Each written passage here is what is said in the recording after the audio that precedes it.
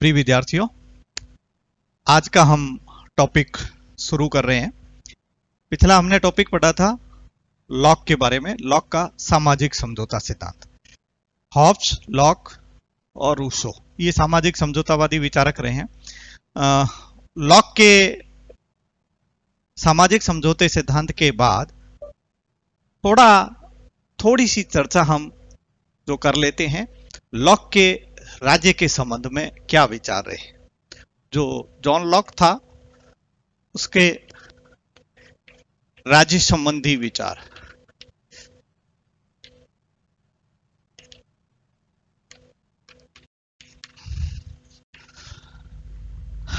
Lock को हमने पढ़ा है और लॉक ने जो अपना राज्य का सिद्धांत दिया, उस राज्य के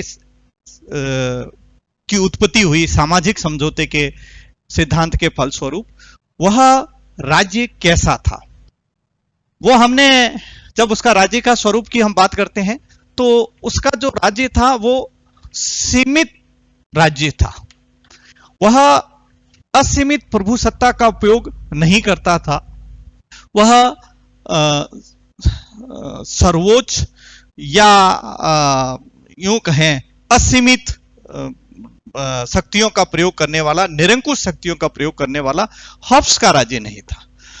इससे हॉब्स के सिद्धांत से एक जो अवधारणा शुरू हुई, सीमित राज्य, राज्य पर भी प्रतिबंध हो सकते हैं।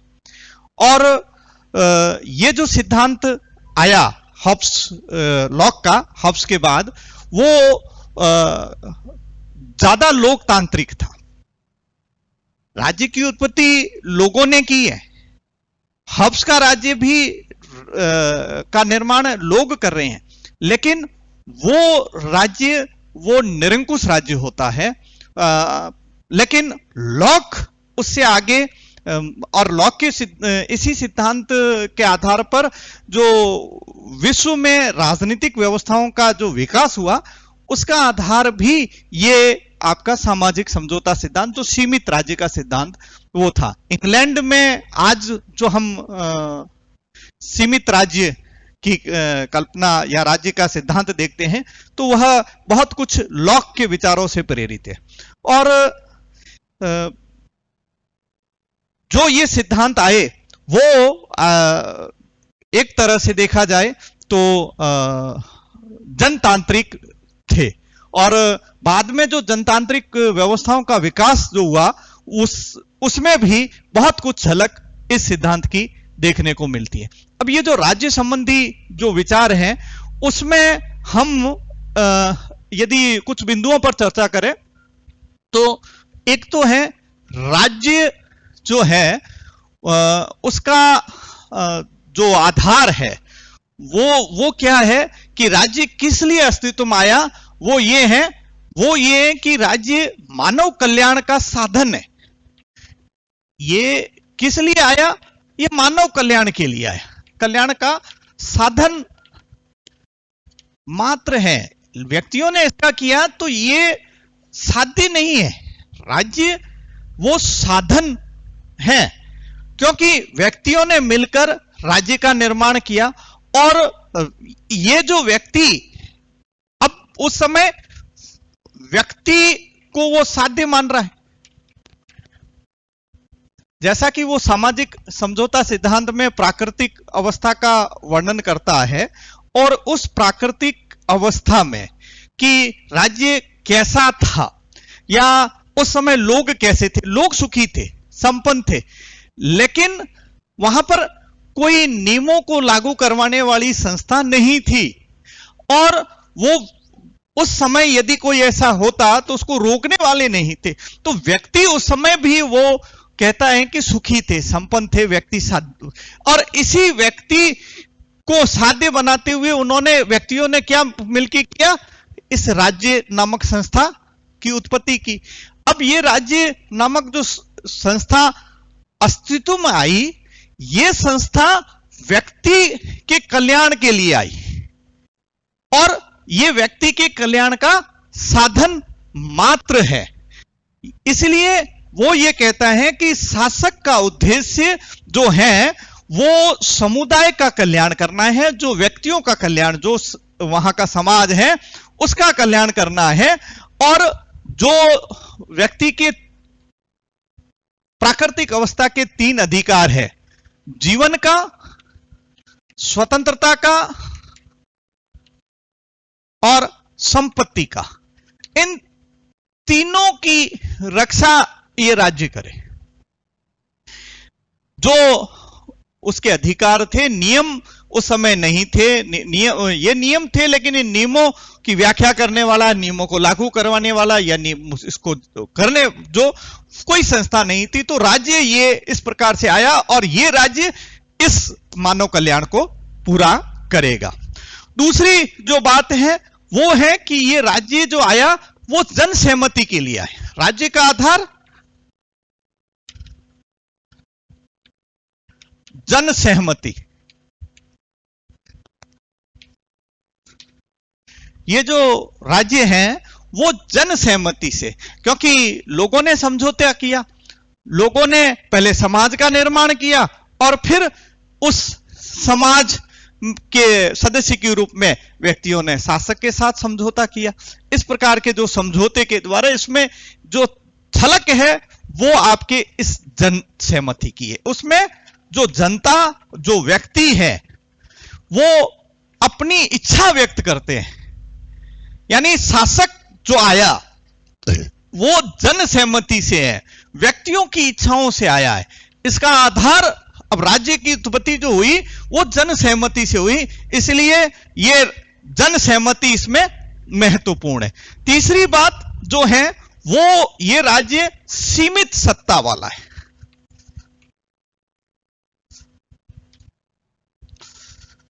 ये राज्य असीमित नहीं है, निरंकुश नहीं है, सर्वोच्च है, लेकिन प्रतिबंधों के साथ। यहां राज्य के ऊपर वह प्रतिबंधों की भी बात करता है। राज्य के पास निरपेक्ष या असीमित शक्तियां नहीं है। राज्य जो है वो असीमित सत्ता का प्रयोग नहीं करता है।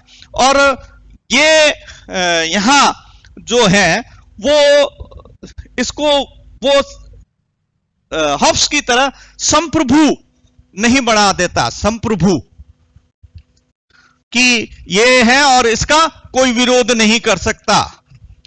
सीमित सत्ता है और चूंकि इस पर प्रभाव था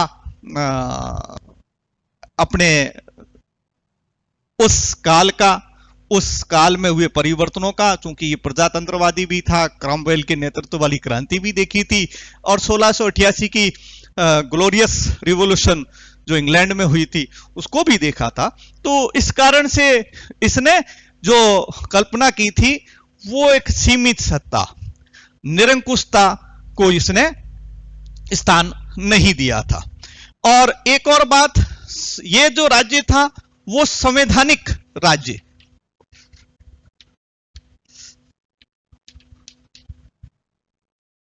कॉन्स्टिट्यूशनल स्टेट। ये जो है वो रूल ऑफ लॉ, कानून, नियम और उस पर आधारित वह राज्य की बात करता है कि ये जो राज्य है वो संवैधानिक राज्य का प्रतिपादक भी है और इसमें शासक और शासित दोनों का एक प्रकार का समन्वय है और दोनों का सम्मान होना चाहिए। यदि ऐसा नहीं है तो फिर ये एक प्रकार से वो निरंकुश हो जाएगा। तो इसलिए इसकी बात कही। और जो इस राज्य के संबंध में एक और जो बात है वो ये कि ये निषेधात्मक राज्य है।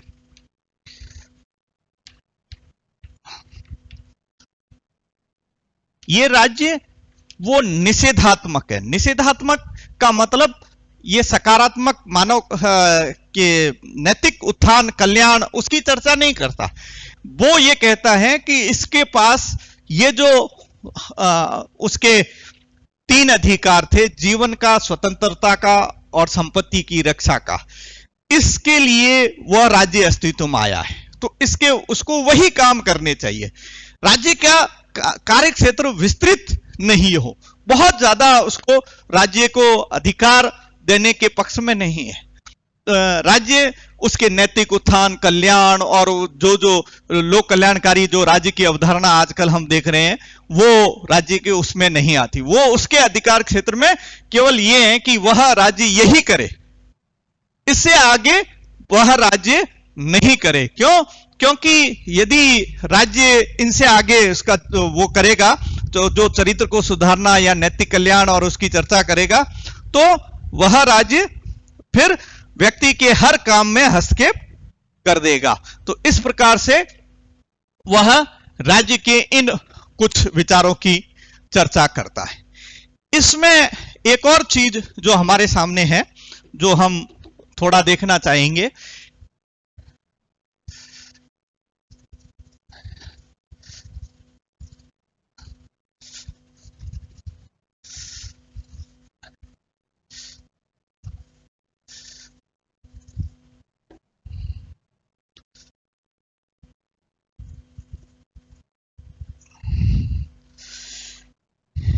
एक ये जो उसका इसी से संबंधित एक जो चीज है वो ये है कि क्रांति या राज्य के विरोध का अधिकार।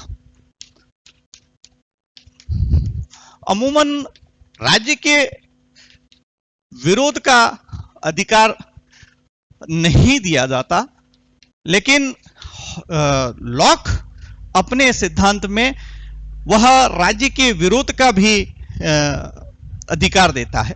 वो ये कहता है कि लॉक अपने इस सिद्धांत में, जब वह सामाजिक समझौता का सिद्धांत और राज्य की उत्पत्ति और जब उसका सीमित राज्य का निर्माण होता, राज्य का स्वरूप, तो उसमें उसका यह था कि राज्य की जो शक्ति है वो सीमित है। राज्य जो समझौता हुआ है उसमें ये न्यासी है, एक ट्रस्टी है। ये राज्य ये क्या है? ये एक ट्रस्टी मात्र है, और ट्रस्टी होने के कारण उसको जो काम दिए गए हैं वो केवल वो करे, वह दूसरे कामों में हस्तक्षेप नहीं करे। और ये चूंकि जनता ने इसको अपनी सहमति दी है और अपने अधिकार दिए इसको कि ये काम करे, यदि शासन यहां निर्धारित उद्देश्यों की पूर्ति करने में विफल रहता है, जो उसको काम दिए गए हैं, जो उसको उसके उद्देश्य निर्धारित किए गए हैं, तो यहां या वो व्यक्ति के अधिकार क्षेत्र का उल्लंघन करता है। व्यक्तियों के अधिकार क्षेत्र का उल्लंघन यदि राज्य करता है, राज्य इसका उल्लंघन करे, तो व्यक्तियों को इसका विरोध का अधिकार है। जैसा कि इंग्लैंड में जो हुआ था उसके काल में, एक तो 1648 में जो गणतंत्रवादी थे, जो क्रॉमवेल के नेतृत्व में एक गणतंत्रीय सरकार बनी थी, और बाद में वो 12 साल के करीब चली थी। 58 और 60 में फिर राजतंत्रीय शासन बना, और 1688 में जब लोग इंग्लैंड के राजा से नाराज हुए, तो उन्होंने 1688 की एक गौरवपूर्ण क्रांति की। यानी वो इसके माध्यम से ये कह रहा है कि आपके उसको इसके द्वारा क्रांति करने का, राज्य का विरोध का उसको अधिकार है। यदि वो राज्य निर्धारित जो उद्देश्य हैं उनको पूर्ति करने में सफल नहीं होता, यदि वो असफल रहता है, तो वह अपने अधिकार क्षेत्र का उल्लंघन करे, तो इसके आधार पर वह उसको विरोध का अधिकार देता है। अब वो क्रांति और विरोध का अधिकार जो दे रहा है वो असीमित नहीं है, उसकी भी अपनी कोई सीमाएं हैं। ऐसा नहीं है कि छोटे छोटे कामों में लोग उसका विरोध करें। वो ये कहता है क्रांति जब भी की जाए जब शासक उन उद्देश्यों को पूरा करने में सफल नहीं है या व्यक्तियों के अधिकारों की रक्षा करने में समर्थ नहीं होता, तो क्रांति की जाए। यदि क्रांति का उपयोग वह बहुमत के द्वारा भी होना चाहिए। ऐसा नहीं हो कि कुछ लोग जो हैं, एक तो कुछ लोग करें, वो नहीं, वो कहता है कि बहुमत जो हो वो यदि विरोध में हो तो क्रांति होनी चाहिए। कुछ लोग मिलकर और शासन सत्ता का तख्ता पलट करे तो वह उसको स्वीकार नहीं करता। पहला कारण तो यही है कि यदि राज्य व्यक्तियों के अधिकारों की रक्षा करने में समर्थ नहीं है तो वह विरोध करे या विद्रोह करे, और कुछ लोगों का विद्रोह वह उसको स्वीकार नहीं करता, वो बहुमत की बात करता है और अधिकांश लोगों की बात करते हैं। इस आधार पर यदि देखा जाए तो कुछ लोग इसको क्रांतियों का दार्शनिक,